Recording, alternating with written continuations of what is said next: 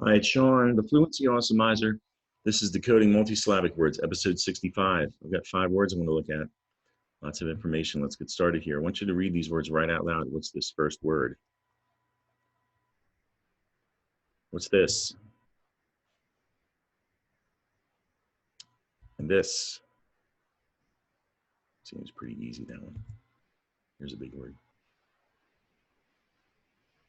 And the last one. All right, I'm moving quickly. Were any of those tricky to read? If so, keep watching. I'm going to show you some decoding strategies you can use when you're stuck on some big words like these when you're reading independently. First, a review of the fable of the tortoise and the hare, and the moral: slow and steady wins the race. This is great advice when you were stuck on a big unfamiliar word like this. You can think of those words as races. And if you read like the hare and you're trying to get finished as quickly as you can, you might zip through those words too fast. That's where mistakes can happen. But if you read like the tortoise, you take it slow and steady while you're trying to decode these words, that patience is definitely going to improve your reading. Keep that in mind. Let's practice.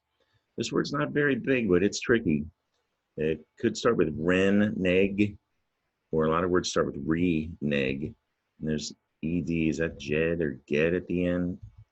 It looks like it says edged or egged, or it could be an ed ending to renege. Yeah, this is the word reneged, and it comes from the root renege. Now, you might not use that word when you're talking with friends and family, but you'll see it when you read. So I want you to be able to recognize it when you do.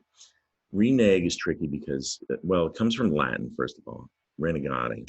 And in Latin, negare means to refuse, right? So we've got the word renege. That means to break a promise or change your mind, to refuse, all right? So that's the origin of renege.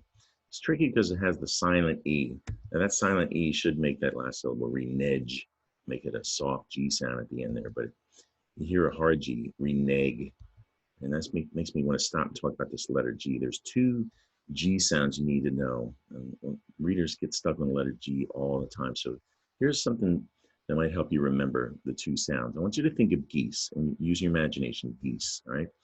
Hold your hand out. There's a sign language, the hand signal for the letter G looks like this. It changes, it might not exactly be that, but you hold your hand out like that and you can think it looks like a goose head, right? So now think geese. You either like geese or you don't like geese. And if you like geese, you might think of geese as gentle giants. Hold your hand out and go, ja, ja, ja, gentle giants. But if you don't like geese, you might think of geese as being gross. Geese are gross. Hold your hand out and go, good, good, good, good, good, good. Geese are gross. All right, 2 sounds of G, ga and ja. Back to renege. It's a verb. Put a D on the end. You got the past tense verb, reneged. But it looks like edged, right? Or egged. So that silent E doesn't work here again. That's one of the rules about adding D to the end of words. It seems like it says reneged, right? Renege, 2 syllables. Not to be confused with this. This word could start renege also.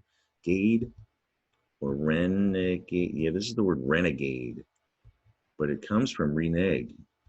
Yeah, it has the same root, the Latin renegade, which the negare means to refuse, right? So renege means to change your mind, refuse. That silent E, we're going to drop it in that ADE to get renegade. And that's someone, you can think of a renegade as someone who changed their mind about something, a renegade, renegade. And I'm including edged because you may have confused renege with edged. So let's talk about that real quick. Edge has a soft G because of that silent E at the end. There's a root way back in history, edgia. That's where the soft G sound comes from. But English added a D to the spelling of edge. That's something you need to know about, to remember about spelling the word edge and words that rhyme with edge.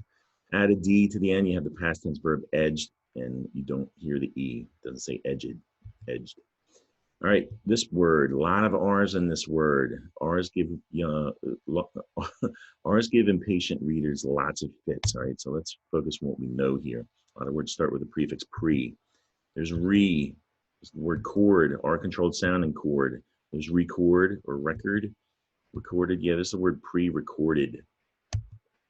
Comes from record, the verb record, and it goes back to Latin, recordare. And in Latin, that means to remember, right?